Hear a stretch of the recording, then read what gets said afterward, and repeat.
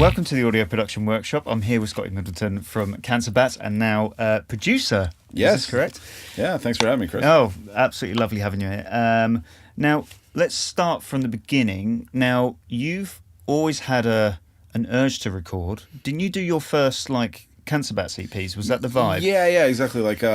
So basically, when I was a bit younger, I remember being in high school, and I watched I don't know if you remember the VHS cassette that Metallica put out, this home video called A Year and a Half in the Life of Metallica. Yes, it's basically I do remember this. Documentary of making the Black Album, which I just loved, and I watched 1,000 times, and I was just like, this is so cool, and I always wanted to just, one day be in a studio. And as I started bands, of course you get that chance, but I thought, hey, because I never thought I could be a professional musician. It just seemed like that was an unattainable thing for me. And everyone told me, that would be a waste of my time. So then I thought, okay, well, I'm finishing high school. I need a career. I want to be an audio engineer. That sounds really cool. I'll record bands. Yeah, great. I had moved to a flat in Toronto, and around the corner, I noticed this recording school had just opened up. And then I was just like, okay, this is it. I don't care what anyone says. This is what I'm doing. I have to do this. And I spent a couple years going to recording school. And that massively changed my life, because I learned so much from, a guy who was he kind of got famous in the Canadian recording world. This guy Daryl Newdorf, who he recorded if you know who Sarah McLachlan is, she's massive Canadian. He did her first record, helped her write it, and has since gone on to work with Nico Case. I've recorded Nico. Yeah, exactly. And he's produced, I think, most of her records. And so anyways, he was a great guy, a great musician, and taught me a lot. And it was really cool to kind of go to school for the first time and wake up thinking, I want to be at school, which had never happened in my life, where I didn't really, it's just it's normal, right? It's especially for musicians, you want to just be home playing guitar, hanging out with your buddies, and pretending you're rock stars. But when did the move into mainly more Cancer Bats then kind of pick up then? When did that take you away from that? Okay, well, basically, at that time I was in recording school, I was in this sort of death metal, hardcore, black metal influenced band called At the Mercy of Inspiration. We didn't all see eye to eye in the band, and things started kind of crumbling away. And during all this, I was going to recording school, and I'm like, oh yeah. I was really excited, because going to recording school, I just could see was this will make me a better musician as well. Yes. I'm just going to learn more about music. Awesome. And kind of near the end of that, I had just started Cancer Bats, and Cancer Bats was just kind of a fun side project, because Liam and I were old friends, and we always joked about starting a band. And then one day I went to visit him when he was living in Montreal, took the train up, and I brought a guitar, and we wrote a bunch of songs together, him on drums, and that was kind of the start of the band. And basically, at the end of my recording course, they offered all the students some free studio time at the studio at the school. And I was like, oh, this is perfect. My other band isn't really doing much, because we were all sort of a couple guys had quit, and we were just kind of in disarray at that moment. And Liam and I were really excited about our new band, and we were like, okay, let's record a demo. And I was like, yeah, perfect, I'll do it. Brilliant. I've got Absolutely access brilliant. to the studio. And then, the thing is that the reason I didn't keep on recording was because basically that demo got us signed within a month. That's brilliant. Yeah, and I listen back, and it's obviously I laugh at the engineering work that I did and the decisions I made, but it kind of proved to me the songs were cool, the energy was there, and we believed in it. So 1,000%. We were just this is great. It put smiles on our faces, and I bumped into the guy that ran our old record label in Canada, this guy Greg, who ran Distort Records, passed him the CD, and he was like, oh, cool, thanks, yeah, I'll check it out. And then a couple days later, at my job where I sold train tickets at a train station, somehow he had found out the number to where I worked and called, and was just like, is this Scott? And I'm like, yeah. And he's like, hey, it's Greg from Distort. I can't stop fucking listening to this, man.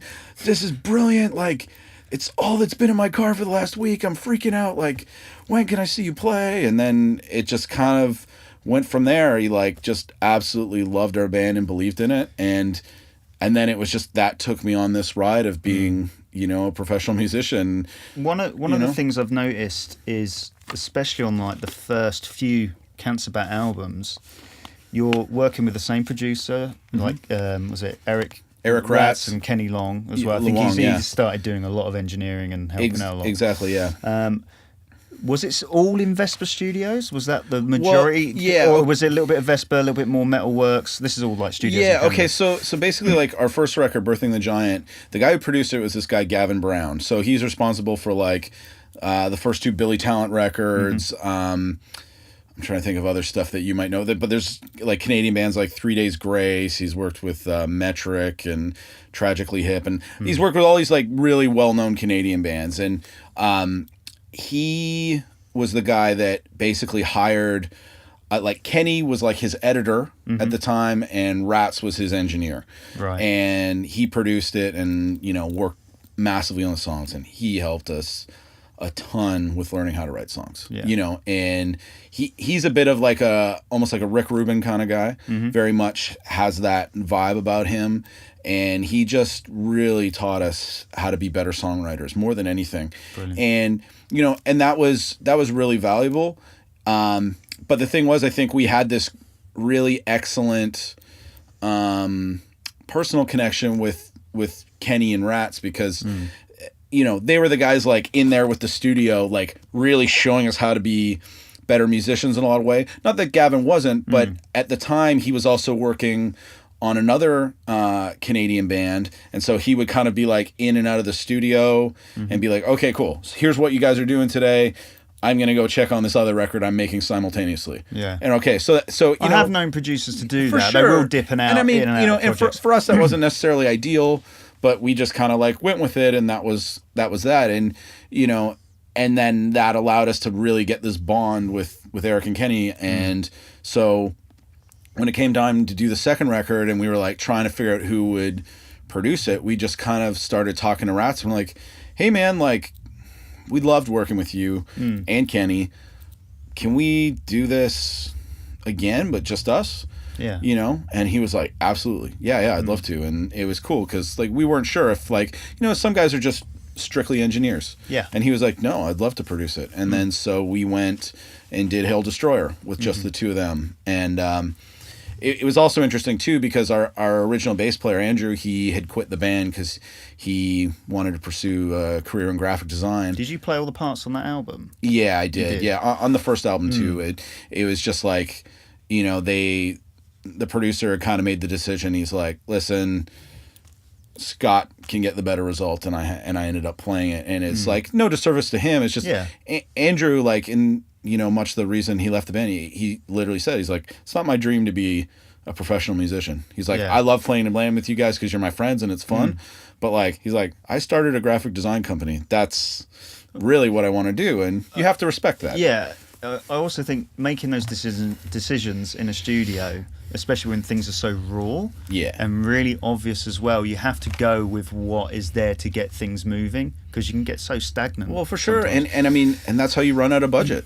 Because you're like, oh, I mean, this is all the stuff that like learning along the way. It's like we weren't prepared. Like we went in to the studio before we were really ready, you know, like unfinished lyrics. Certain people didn't quite know the parts like they thought they should. So has that changed now? Like absolutely. These are all pre-production, get it down and then go. Yeah, like we're making like 10 rounds of demos now. Yeah. You know, like on our last record we were demoing for like 7 months or something. Okay. You know, and because we want to be so prepared, and we'll do revisions, and you know, Liam will come up with like alternate lyrics to a song and we'll see if we like it, and you know, writing guitar solos, deleting those solos, adding new ones, you know, fills, like arrangements that we just try over and over. And it's just, but you get that with experience. I mean, everybody, it's just like when they start their first bands, they're just like, I just want to record. You know, but you don't know everything you need to know to figure out to do it properly, and those are the things that, like, as we went on, you know, Rats and Kenny noticed that about us and like, listen, we got to do some like real serious pre-production, and they would come in and make demos with us, and we would go over the stuff, and it was cool because we didn't do that on the first record, and it made such a difference in improving everything, because now you know, Liam had these solid demos to like sit and write lyrics to. You know, we could sit there and figure out the parts.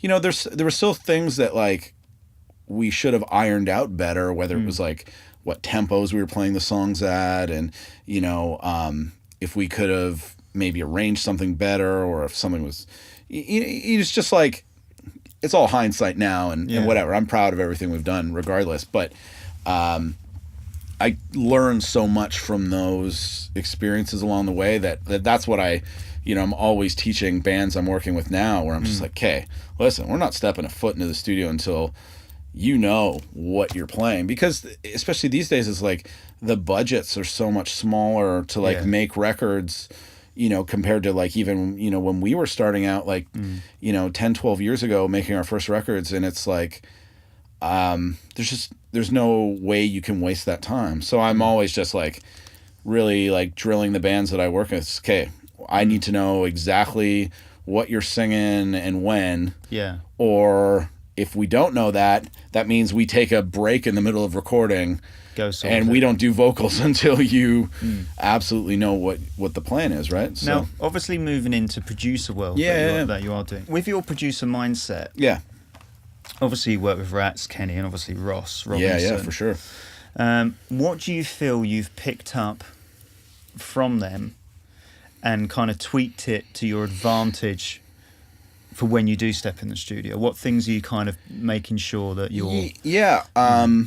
I mean, I think, like, you know, if I go back to starting with Gavin, early guy, songwriting from that guy, for sure. Yeah. You know, when it comes to Kenny and Rats, massively how to make things sound great with engineering techniques and attention to detail and problem solving, and like really how to nail killer tones, and like kind of seeing what works and why it doesn't in some cases, and like how and how that can affect the whole vibe of the overall project, and really like hardworking diligence. Like those guys I have so much respect for, because they just like crush in the studio. Like they'll work crazy hours and get the project done on time, and with just like consistent results. And that's the thing, consistency from those guys is something like I'm always striving to, like, you know, match what I've seen pros like them do. And then Ross is this whole other enigma. He's the wild card in the, you know, the hot sauce that you pour on top of a meal that ties everything together, you know. It's just, he's just the most organic producer, you know, music maker that I've ever met. Everything from him stems around emotion and instinct and spontaneity, and this, like, you know, he kind of talks about it like it's like this molten fire inside of people. It's like his thing. And I love that. It is like, it completely working with him blew open all my concepts of what making a record could be, should be, shouldn't be. And more than anything, like from him, it's like I loved like the spontaneous decisions he would make that would like change something completely, and always for the better. Any suggestion he had for us, it was just like, what? And then we'd try it, and it would blow my mind. It'd be so cool. And he really made us feel great and put this confidence in, I shouldn't even say confidence, fearlessness is kind of what I've learned. It's just like, we can try anything, and that's what this is. It's art. It's this open slate. You can put it down. And like, I think even more than all of that, it's like he really provided this fun experience for our band, and it was like the least boring or tedious recording I've ever done. It was just exciting because I never knew what was going to happen. You got things thrown at you, didn't you? Yeah, absolutely had things thrown at me. But, it got the result that, he was looking for, and I mean, that's his thing. But when he throws things, it's like, it's not because he like hates you or something, or he's like is trying to hurt you. He's trying to make you laugh and open up and not being like, because it's like a guy like him, he's working with strangers a lot, and he definitely was with us, and it's like he got us to loosen up, and I think like I've never had so much fun making an album. Like, we were always doing something the way he would like. Like once we finish drums and we record drums, the entire band is in the room with Mikey slamming away, and rather than being like, maybe, hey, like I would previously record a guide track to a click and then Mikey plays to the guide track and the rest of us are sitting around doing nothing. It's like, no, he got us involved. Have you cherry picked that now in your kind of, do you love doing that? Absolutely. I think I've seen a couple of pictures of you actually being in with bands. It's such an important thing for me. Like, everybody's different, and there's some people that work better alone with a metronome or alone without a metronome, whatever, or with just like one person. You kind of have to feel it from band to band. But I find like 80% of the time, I can go in a room of any size that can fit like a drum kit and like 3 other guys, and have the band playing, because this is why a band exists, is to play together. Yeah. And it's them in their natural element, and I'm like pushing for that, because I see it in these drummers that, like, again, about 80% of drummers feel weird just by themselves with a click track or like a weird sterile kind of strange sounding guide, and they're like in headphones, and they just like, they're kind of panicking and they're frustrated. And I've had so many drummers now just say like, Scott, thank you. Like, I've never had so much fun recording my drums ever. Usually I fear it like nothing else. And you've made this like a fun experience for me. And I mean, that feels great. Yeah. And I mean, and that's directly from Ross, like, because he gave that, where I was like, man, I haven't enjoyed recording as much as I did since the first time I recorded. Yeah. Because it wasn't like this tedious process, predictable in that way. And whatever, that doesn't matter, because that's just his way. That doesn't mean another way of doing it is wrong. Obviously, like, if you pay attention to every detail, you're going to get a pretty good sounding record if the engineer knows what he's doing, you know? Yeah. And, but this is like, you know, and I've teamed up with other engineers who are like, kind of like, you're going to do this? And then they're like, I don't know. And then what'll happen is like, you know, we'll do a couple of takes without it, and we'll just see if like the tempo's right, and then, you know, if there's a click or whatever, and that the band gets the feel. And then I'll go in the room, and I'm gonna, like, there I am, like, moshing and circle pitting and like trying to give, like, I'm kind of like a conductor in the room, trying to like egg the guy on and do like exciting things, you know, just sort of like rather give him energy and get an exciting performance. And you're the hype man. Yeah, I'm the hype man. I'm Flava Flav, and so, you know, but then I turn around and like I look at my engineer buddy, and he's just like, oh man, that was so much better than when you weren't in the room, and it's cool. It does make a difference. Yeah, it really does, and it's like it makes people feel comfortable, because it's the same thing. It's like, I know it because like performing around the world, if we play in front of a stiff audience and they're just kind of standing there looking at us, you kind of feel a bit weird. And then you, I don't know, play something that convinces them, and the room goes off and they start dancing, or people start moving around a bit, then you loosen up and you start playing more confidently, and you stop thinking about things like metronomes and like, oh, am I going to screw this up? You just feel the song and the music, and it's that excitement. And it's like, again, so much of that is from what Ross taught us, because I think, wow, I've never seen my own drummer be so stoked about making a recording before, and it was the most enjoyable for him and the whole band. And like, and then we would continue when we would have to do like guitars, bass, vocals, it wouldn't be like, here's guitar week. It would be like, okay, do this song, guitars, next, bass, vocals, and like everyone's in on the day. Everyone's in on the day. You have like, you felt like you put in a shift, and then after you could go chill out. I mean, Ross is on right on the Venice beach. Yeah, literally open the door, beach, and you're like, okay, this is all right. I can chill out, and and then you look forward to tomorrow and the work you do, and you can, maybe think of ideas, and Ross will destroy those and make something even more incredible. And it's but that's super inspiring, and I think like me becoming producer, like Ross gave me even more confidence, and that like all the things that I feel about music that are just intrinsic and just a part of me. Have you moved into like gearhead at all? Massively. Yeah. I mean, So- maybe too much sometimes. So I will go over your rig, your guitar rig, because I think Yeah. it's always great to touch on that. I've sure. seen your guitar rig evolve over the years as well when I've recorded you. So recording-wise, what's kind of really floating your boat at the moment? Because I notice obviously with the stuff at Vesper and even Metalworks, that's all G-series kind of SSL boards. For sure. What was Ross doing? Ross doesn't have a console. It doesn't have a console. It's just No. Yeah, he's got like Orion converters. Antelope Orion converters, and like and then it's just all like Neves, Chandlers, Brent Averill stuff. So for you going and your in, personal stuff, do you some like go? API. I want to be in. Are there specific studios you go for now that you're kind of looking at just because of the consoles, or you kind of like actually it doesn't really matter so much? I mean, I think that's one of the things that I've kind of learned. The console is less important to me.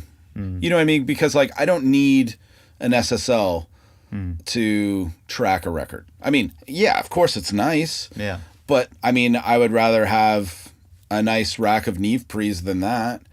And like one of the last records I did was for this band called Lawless Sons, and we went to this great studio in Toronto called Union, and they have this like vintage Neve console, and it's great because it's quite bare bones. It's not really the kind of thing that they mix on necessarily, and it's got good pre's, and the front end is nice. Has it got EQs on it as well? Yeah. It's like it's a lot of 1073s, Okay, and right. I think there's maybe some 1081s in there. And I mean, they have full racks of outboard there. The distressors and API stuff. Like, I mean, all that's great. I mean, that for me, so much more than that stuff is kind of the room. Yeah. And if you feel good being in it, and if it lends itself to a good performance and a good drum sound, like I mean, that's why I'm like renting out a studio. Yeah. 9 times out of 10 is to get drums down. Yeah. Because I feel like I can kind of do vocals and guitars nearly anywhere. Like I mean, I could come into a small studio and be happy with the result. Like I can get good stuff. But I'm always looking for like, okay, can I fit me in the whole band? Can I get everybody, like if I want to track guitars or something live, depending on the thing, like something like that Deck Piss record where we're like trying to record some of the other instruments live. It's important to me that the studio be able to accommodate that. Yeah. But the console's not everything to me, because I'll go to a smaller studio that doesn't have a console, and they just, they've got some Neves, some APIs. I bring my stuff that I own, and What stuff do you own? I've got I mean, like I said, I got the Thermionic Culture stuff. I've got actually have the Slate Quad Fox preamps. It's basically like so it's they're supposedly like to be able to sound somewhere between a Neve, a Millennia, and an API. It's switching a bunch of transformers, and it just sounds nice. It's pretty good. It's a bit it's thick sounding, and I like it. So it really works on some stuff. I've got some Black Lion. The clocks on those Black Lions are really good. Yeah, I actually don't have their clocks. I just have some of the preamps that they've come out with. Like they have like a Neve and an API clone that I've got, and I enjoy those. And I mean, I like them also because they're portable, and because I do a lot of like fly-in producing stuff. Yeah. And if I don't know what the studio has, I'm like, okay, I've put got these a in the pre bag. that I can put in my carry-on, and I can rely on this. I know what the predictable result if I need to record a guitar or vocal, what I'm going to get. I really like using the Rupert Neve DI box that they came out with. I've got a Rupert Neve 5043 compressor. It's like a dual compressor. Sounds great on vocals. I've got a lot of the Kush audio stuff. Like I got a pair of tweakers and Electro EQ, Clairphonic.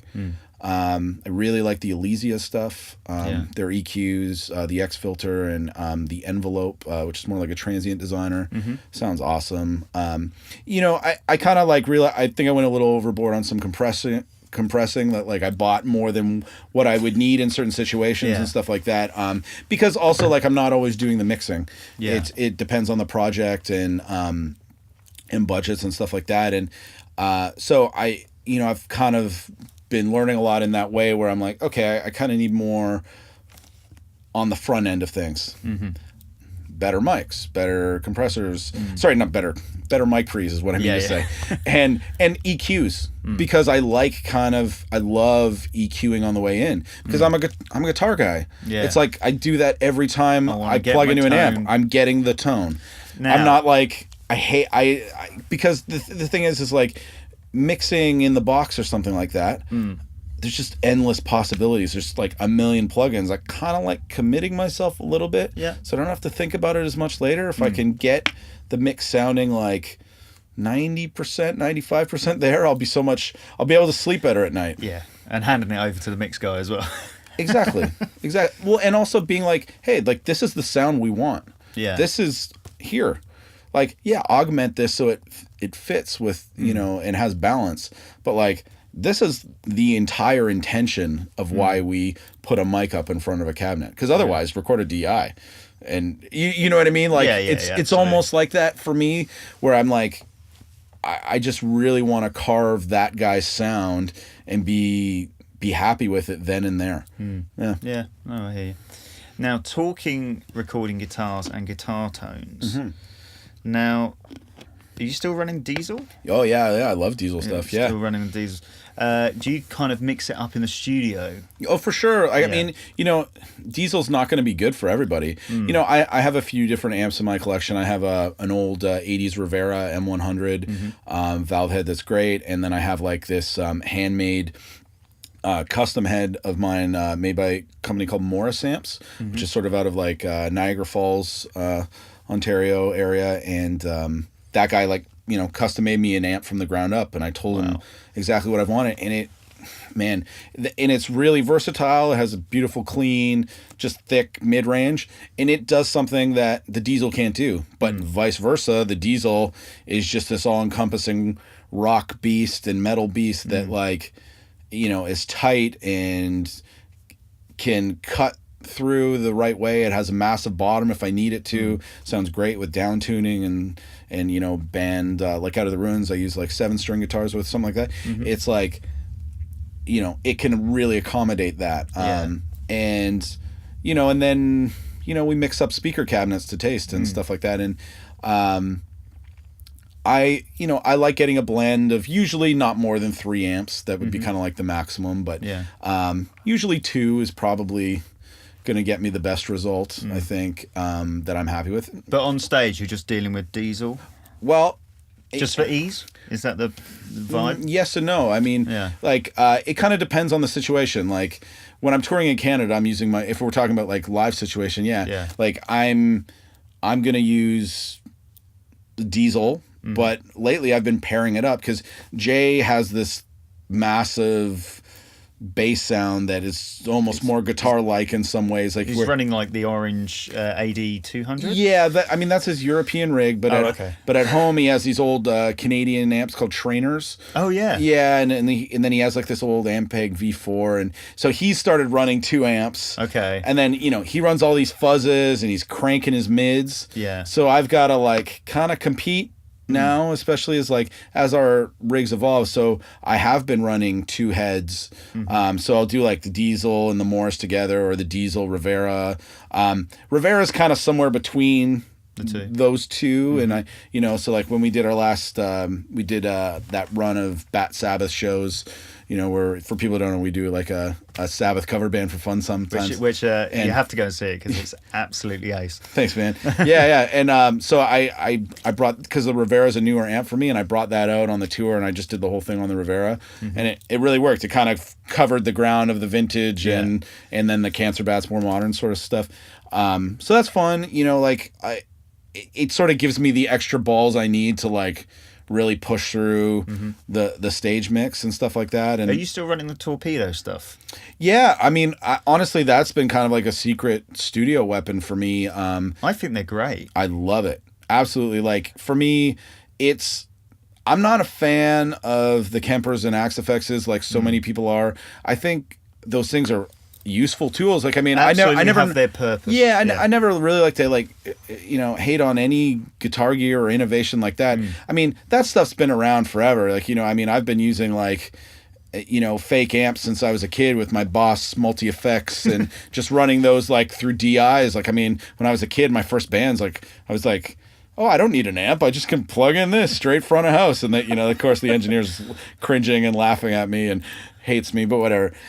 But so when I hear those things, and I don't know if other people notice, but like, I don't care like what model you're really using. If you're playing like a high gain thing through this box, it has a sound. Like, it has this tone, and it's like the minute things that it's something that's not just EQ. There's this tone about the way that it pushes air through a speaker or through PA, and I'm just not the biggest fan of that. I've seen some bands sound phenomenal on it, and either they have somebody amazing programming it for them that I think you're only as good as your programming. Yeah. I mean, listen, I saw the band Failure at South by Southwest a couple years ago, and both Ken Andrews and I forget the bass player's name, but they were both running Axe FX, and it sounded incredible. I mean, they're a massively talented band, but I know he's a producer. He's dialed that thing in like crazy. His front of house guy's really good. And then I went and saw another band around the corner use it, and they were some terrible metal band, and it was the worst tin can guitar sound I'd ever heard. And I go, yeah, okay. I mean, it's the player. We toured with Danzig, and Tommy Victor from Prong plays guitar for Danzig. He's got Kemper. I mean, it sounds amazing because he's an amazing guitarist. It's the source going in. But I'll say this, it's just, for me, there's still this thing, like, I've plugged in and played them, and I'm like, oh yeah, like in a pinch I would use this. But I mean, if I've got a valve head, that it does this thing that I think of as a guitar sound when I want to play guitar, when I want to record it. I also think if you're jumping between venues and you don't know what guy you're going to get as a front of house for fella, sure, like giving him a set of XLRs out of a Torpedo, well, okay, exactly, it's that you got to protect yourself. And this is sorry, we got off topic. We started ranting about these other things, but we were talking about Torpedo. I think Torpedo's great because you're plugging a real amp into something, and all it's doing is it's mimicking the speaker cabinets. For people who don't know, it's like it's a load box and speaker simulator in a rack, and the thing is really cool sounding. And I remember like a couple tours ago, when right after I just got it, I was sitting at home and I was practicing some older Cancer Bat songs that we hadn't played in a while, like our third or fourth record, and I wanted to just make sure. I was like, I haven't played this with the guys in forever. Before we get together and rehearse, I should know my parts, right? and so I sat there and I started like tweaking. I plugged like my Morris straight in, and my studio tone is pretty much, with the exception of our last album with Ross, because I didn't have my amps in California. Okay. I've always used my Diesel Herbert and then this Morris head that I have, and so I plugged the Morris in right away, and like kind of tweaked a sound, and then I started sort of like playing along to like our own recording of like something off of Dead Set on Living, and I just was able in a few minutes to like nail that sound really close. Yeah. And I was like, man, and it just felt good because it's the amp I used. I think so much of what makes an amp great is the front end of the amplifier, the input section, and the transformers in it, and the way it responds. It just feels right, and you get used to hearing that. And yeah, of course, like, you know, nothing's better than standing in front of a loud valve amp and you feel the air push at you. Yeah. But when you're recording, you don't usually hear that anyway. Yeah. So I'm thinking, studio tone, this is it. This does like almost everything that I'm looking for when like, you know, we're miking up amps isolated in another room. And it's just like, yeah, I'm just tweaking it, EQing it, and making it right. And, you know, you find the right models and of cabs, like, you know, the right impulse responses or whatever. It's just like it's satisfying. And I haven't found that in the other digital you know, products that are coming out for guitarists. It's just this one really works. And I've got to know Guillaume, who runs Two Notes, and great guy. And, you know, he always comes out to our shows in Montpellier in France. And they've been really cool and helpful when, you know, when I've needed them and stuff like that. And I back their products 100%. Yeah. Where's next for producing, and where's next for Bats?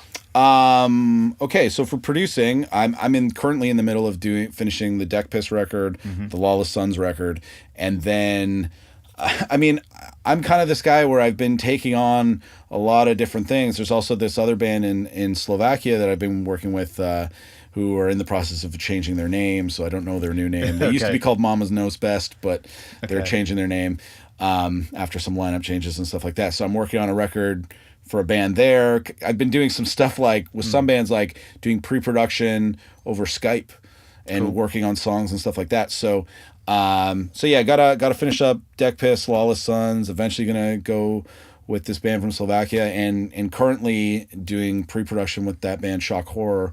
Are you guys writing now? We're just exactly like Cancer Bats. We're just about to start writing our 6th album. Yeah, it's Mikey, our drummer, he's just had a baby, and him and his wife, like, they've moved out to Winnipeg, which is a 24-hour drive from Toronto. If anyone wants to do that trek to the wintry lands of Winnipeg. But it's you know, so that's a new dynamic for our band, and we're figuring out how we can make that work. So, you know, he's going to come down in August for a month with his baby, and you know, show off his baby to all his Ontario friends where we all live, and like we get to hang out. And that sounds lovely. Yeah, you know, really all the Bats uncles. Yeah. You know, and yeah, so, but it's cool because then he's gonna have the time, and we're gonna work on songs, and yeah, it's exciting. It's crazy to think that, like, you know, have you set a time for record? No, not yet.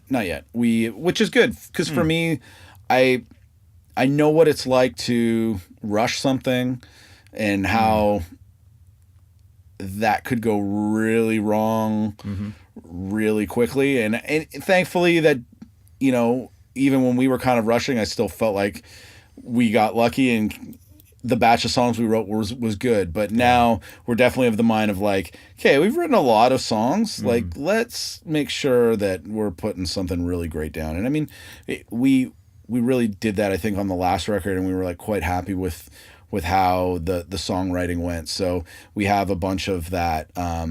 This whole idea of having a producer career is fulfilling, like, my love for music in a way that I haven't experienced in my life before, because I've always been like a member of a band. So this is kind of my way to like temporarily be a member of a band, you know, and it's really satisfying, and it's cool because as I was young, I was always in like 3 different bands that did different kinds of music. I'd be like in an industrial band, a metal band, a more punk band or something. Yeah. And then with Cancer Bats, it was like the first time where I was only in one band in my life. And then that's been the last over 10 years. And now I'm kind of like, you know, itching to make other kinds of music. But, you know, I'm probably not going to make like, you know, like a joke, goofy punk rock record like Deck Piss is, for instance, or something like that. Or maybe an extreme metal album like Speaker.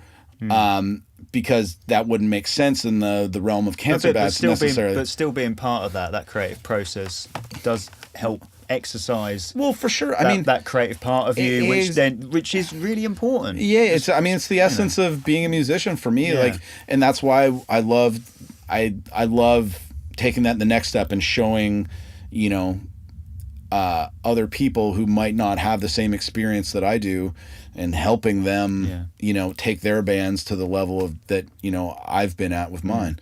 Yeah. Well, Scott, thank you ever so much for coming on. Of course, thanks for having me, man. Workshop, and more power to your producing elbow. Cheers, buddy.